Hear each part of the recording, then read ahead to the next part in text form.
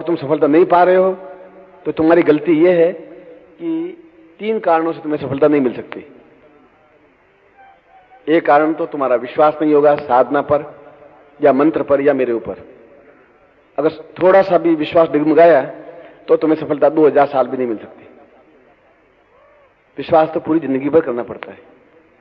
हो सकता है एक बार में सफलता नहीं मिल पाए कोई कारण से, तो हम दूसरी बार करेंगे, 2 बार में सफलता मिले तीसरी बार करेंगे, मगर ऐसा तो जिंदगी में मेरे हुआ ही नहीं कि चौथी बार करना पड़े, ऐसा तो हुआ ही नहीं। और 2-3 भी इसलिए करना पड़ता है कि तुम्हारा मन डगमगाता है, पूरी तरह से मन करते नहीं, मंत्र जाप करते नहीं, या जिस तरीके से बताऊं उस तरीके से करते नहीं, या विश्वास पूरा होता नहीं। विश्वास का मतलब है कि कर तो रहा हूं, सफलता मिलेगी कि नहीं मिलेगी, चलो गुरु जी ने कहा है कर लेते हैं, यहीं से विश्वास टूट गया, वो ब्रीच नहीं रह पाएगा। पुल में दरार आ जाएगी तो उस पुल पर से कोई पार नहीं कर सकता। या तो पूर्ण रूप से जुड़ेंगे या फिर नहीं जुड़ेंगे, या विश्वास करेंगे या फिर नहीं करेंगे। जिसके 2 पति होते हैं वो पतिव्रता नहीं कहलाती। एक पति बहुत है, पार लगा दूंगा तो मैं अकेले ही पार लगा दूंगा, नहीं तो 100 गुरु भी तुम्हें पार नहीं लगा सकते, ये गारंटी की बात है। और मुझे विश्वास है, क्योंकि सबसे आसान साधना है ये, प्राइमरी स्कूल की साधना है, और सबसे कठिन साधना है। आसान इसलिए है, इसमें ज्यादा झंझटबाजी कुछ नहीं है, और जो झंझट बता रहे हैं दूसरे, वे सब केवल फ्रॉड कर रहे हैं कि नहीं दक्षिण दिशा की ओर मुंह करना चाहिए, दीवा जलना चाहिए, दिया ऊंची लो होनी चाहिए, आपका मुंह ऊंचा उठा होना चाहिए, ये यंत्र इधर होना चाहिए, आप टेढ़े बैठे, इसलिए ये सब केवल बहकाने की बातें होती हैं। ऐसा कुछ नहीं होता है इसमें, किसी भी साधना में। जब गुरु को ज्ञान नहीं होता तो कोई उनको गलती निकालेगा ही निकालेगा। डॉक्टर के पास जाओगे तो कोई उनको रोग बताएगा ही बताएगा कि ब्लड प्रेशर है, जा छुट्टी।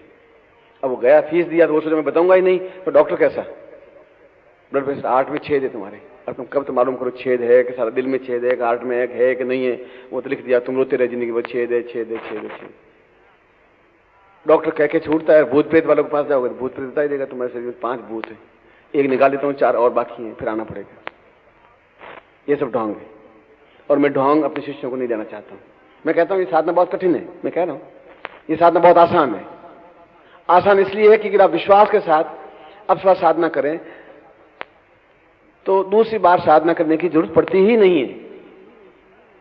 और नहीं तो घर की पत्नी भी 40 साल तक आपके कंट्रोल में नहीं आती, अप्सरा कहां से कंट्रोल में आएगी? 40 साल तक जूझते हुए हो गए, अभी तक वो बस रणचंडी की तरह जूझती रहती है, आपके सामने तलवार लिए खड़ी रहती है, आए गर्दन काटें, और तुम सोचते हो सारा छोड़ सकते नहीं इनको, लोग बदनाम मुझे करेंगे, ये बस रणचंडी बनी हुई है, और तुम उसको कंट्रोल कर नहीं सके। जब उसको कंट्रोल नहीं कर सकते तो अप्सरा सिद्धि कंट्रोल कहां से करोगे तुम? उसके लिए तुम्हें चाहिए पौरुष, हिम्मत, साहस और विश्वास कि मैं कहूंगा और पत्नी करेगी ही काम। अगर तुम्हें पौरुष है तो ऐसा थोड़े एक पत्नी तुम पर हावी हो जाए तुम पुरुष हुए ही कैसे? या तो वो हावी होगी या तुम हावी होंगे, दोनों से एक हावी होगी। अब तुम मिमिया हुए बात करते हो, अब 6 बजे क्यों आए, और फिर 5 बजे छूटा था नहीं छूटा था कि थोड़ा लेट क्यों हुए? फिर तो फिर बस नहीं मिली। हाँ, तुम्हें बस मिलती नहीं है, रोज 7 बजे 8 बजे तुम बहाने बनाओ, कितनी बार बहाने बनाओ? एक बार दाखिल के गलत, चल बाहर निकल यहां से, देखा जाएगा, दूसरी ले आऊंगा मैं, तो सीधे काम करेगी। अप्सरा के सामने में तो पौरुष रखना पड़ेगा, हिम्मत रखनी पड़ेगी, साहस रखना पड़ेगा, तब अप्सरा सिद्धि प्राप्त हो पाएगी। मिमियाते हुए, रोते हुए, झींकते हुए, झिझाते हुए करोगे तो अप्सरा सिद्धि नहीं मिल पाएगी। एक तो बात दूसरी बात, अप्सरा सिद्धि का मतलब ये नहीं है कि भाई तुम्हारी पत्नी एक तरफ तुम अप्सरा के साथ साथ घूमते हो, किनारे पे घूम रहे हो और दही बड़े खा रहे हो। अप्सरा सिद्धि का मतलब ये नहीं होता कि साथ साथ वो कोई घूमेगी।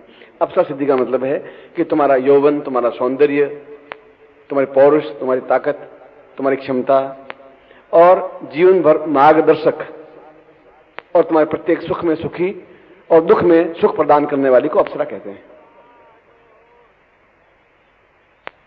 और यह किसी भी प्रकार से ग्रस्त जीवन में बाधक नहीं है,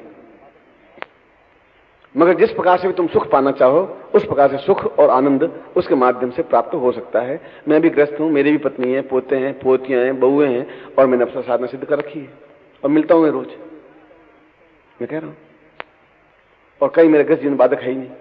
यदि आप में संयमित जीवन है तो कुछ नहीं, और असंयमित जीवन है तो अप्सरा की जरूरत नहीं। अप्सराएं तो किनारे पे रोज घूमती रहती, 500 रुपए फेंक के अप्सरा आ जाएगी, उसमें कौन सी लंबी छोटी बात है?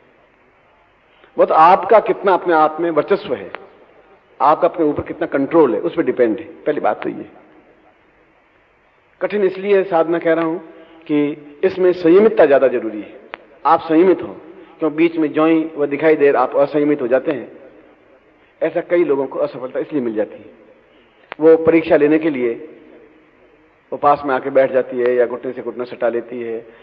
मतलब 21 दिन की साधना होती है तो 5 दिन, 7वें दिन, 8 दिन ऐसी घटनाएं घटती हैं, तो आप एकदम से मेंटली डिस्टर्ब हो जाते हैं, क्या हुआ, ऐसा कैसे हो गया, अब क्या करूं। इसलिए जितने दिन की साधना मैं कहूंगा उतने दिन की साधना आपको कर लेनी चाहिए। उसका कोई साइड इफेक्ट नहीं है, कोई नुकसान नहीं है, कोई तकलीफ नहीं है, और पहली बार में ही सफलता मिलती है। और कोई भी वृद्ध, कोई भी बालक, कोई पुरुष या कोई भी स्त्री इस साधना को संपन्न कर लेता है। स्त्री के लिए सहेली है, पुरुष के लिए मार्गदर्शिका है। पत्नी भी होती है, पत्नी भोग्या भी होती है, पत्नी सहायिका भी होती है, पत्नी मार्गदर्शिका भी होती है, और पत्नी मां भी होती है। शास्त्रों में कहा है जब वो खाना खिलाती है तो मां की बन जाती है। जैसे मां अपने बच्चे को खिलाती है उस तरीके से अगर खाना खिलाती है तो पत्नी सही है। वही गालियां देती हुई जली कटी रोटियां ला करके छाती पटक दे, ले खा मर, है तो पत्नी। तुम सोचे साला कहां क्या बात, गुरु जी को पूछेंगे कि ये मेरे पल्ले कैसे पड़ी। गुरु जी के पास कोई ऑल्टरनेट नहीं है, मेरे पास है ही नहीं, इसका साइड इफेक्ट नहीं है, इसको चेंज कर। ऐसा अमेरिका में हो सकता है, यहां नहीं हो सकता। इसलिए ये पत्नी की ड्यूटी है कि वो खाना खिलाते समय मां बने, और तकलीफ में वो मंत्री बने, मार्गदर्शिका बने कि तकलीफ आ गई है तो अपन दोनों मिलकर इस प्रकार से इस समस्या का हल कर सकते हैं। मैं आपके साथ में, चिंता मत करिए। वह सलाहकार भी होती है, और एज ए पति, एज ए पत्नी वह सुख भी देती है, और प्रतिष्ठा, यश, सम्मान के लिए वो भागीदार होती है। उनके भी चारों रोल हैं, अप्सरा के भी चारों रोल हैं। ये बात ये अलग है कि अप्सरा अत्यधिक सुंदर होती है, अत्यधिक आकर्षक होती है, अत्यधिक यौवन गर्विता होती है, उसके शरीर से सुगंध प्रवाहित होती है, वह मानव देह से ऊपर उठी हुई होती है, और यह हमारा सौभाग्य होता है कि वह हमारे साथ सहचरी के रूप में रहे, हमें मार्गदर्शक दे। इसलिए इसमें कोई दोष कुछ नहीं हुआ, कोई तकलीफ नहीं हुई, कोई हम गलत काम करने नहीं जा रहे हैं, कोई ऐसा काम नहीं करने जा रहे हैं जिससे कि हमारी प्रतिष्ठा और समाज में सम्मान में न्यूनता है। ऐसा मैं काम करवाता भी नहीं। इसलिए मैं जिस विधि से बताऊंगा उस विधि से मंत्र जाप करना पड़ेगा, और मैं 90% काम तो मैं खुद ही आपका कर लूंगा। मगर तुम्हें सफलता मिलनी चाहिए, ये मेरी ड्यूटी है। तुम्हारी ड्यूटी तो है ही, मेरी ड्यूटी भी है। और जिस दिन तुम आके कहते हो मुझे सफलता मिल गई, कई लोग कहते हैं, मैं 100 लोगों को प्रयोग करवाता हूं तो 20 लोग आके कहते हैं गुरु जी देखिए मुझे सफलता मिल गई, मैं आपके सामने करके दिखाता हूं, तो मुझे गर्व से सीना चौड़ा होता है मेरा। 80 लोग कहते हैं सफलता नहीं मिल पाई। मैं दोनों बात आपके सामने, मैं फालतू झूठ नहीं बोल रहा हूं। 70 लोग ऐसा भी कहते हैं मुझे सफलता नहीं मिल पाई। तो मैं समझ रहा हूं कि वैसे एक क्लास में टीचर पढ़ा रहा है और 40 लड़के हैं, 10 लड़के फर्स्ट क्लास हो जाते हैं, 10 लड़के पास हो जाते हैं, 20 लड़के फेल हो जाते हैं। मास्टर वही, क्लास वही, पढ़ाने वाला वही, फिर 20 फेल क्यों हो गए और 10 फर्स्ट क्लास में क्यों आ गए? तो उनका टूट विश्वास था कि जो पढ़ाया बिल्कुल सही है और मुझे मेहनत करके पार कर देना है। मैं तुम्हें कहूं मंत्र जाप करना है तो मंत्र जाप करो ही नहीं। तो मंत्र जाप मान लो सुबह करो, घर में पत्नी कहे कि लो अब सुबह सुबह आके बैठ गए, अब ये मंत्र जाप अब आ जाएगा अवसर तुम्हारे घर में। तुम गए भी थे, गुरु जी के यहाँ जाते ही क्यों? तुम जाओगे सारा कौन गन चक्कर पड़ोगे तुम्हारे। यहाँ मत करो, चुपचाप करो, रात को करेंगे। तुम रात को कर नहीं सकते, फिर डरने की जरूरत नहीं है। गलत काम करो तो डरो, सही काम करते हो न डरने की जरूरत है, न झिझकने की जरूरत है, न संकोच करने की जरूरत है। पहले तो ये मैं आपका कंसेप्ट क्लियर कर रहा था कि अप्सरा मीन्स तुम्हारे जीवन में यौवन प्रदान करने वाली, जीवन में आनंद देने वाली, जीवन में पुरुषार्थ देने वाली, पौरुष देने वाली, पूर्णता देने वाली, उसको अप्सरा कहते हैं। अप्सरा भोग्या नहीं है। अप्सरा जीवन में प्रतिक्षण आपकी आंखों के सामने बिंबात्मक रूप में रहने वाली, और उसको प्रत्यक्ष भी कर, आप मुझे प्रत्यक्ष हैं और बिंब रूप में भी आप हो सकते हैं। फोटो बिंब होता है, जो मैं आपको आवाज दूं टेलीफोन पर कि आप आए, आप मेरे सामने आ जाते हैं, ये हुआ प्रत्यक्ष। टेलीफोन पे जब बात करता हूं ये हुआ बिंब। तो आप बिंबात्मक रूप से 24 घंटे आपके सामने रहेगी, जो प्रत्यक्ष करना चाहेंगे प्रत्यक्ष हो जाएगी। इसलिए इस प्रयोग को, इस साधना को मैंने भी किया है, अपने शिष्यों को भी करवाया है, अपने शिष्यों को भी करवाया है, और कहीं किसी प्रकार की कोई शिकायत जीवन में नहीं आई है। घटिया आदमी तो कुछ कहीं भी घटियापन कर सकता है।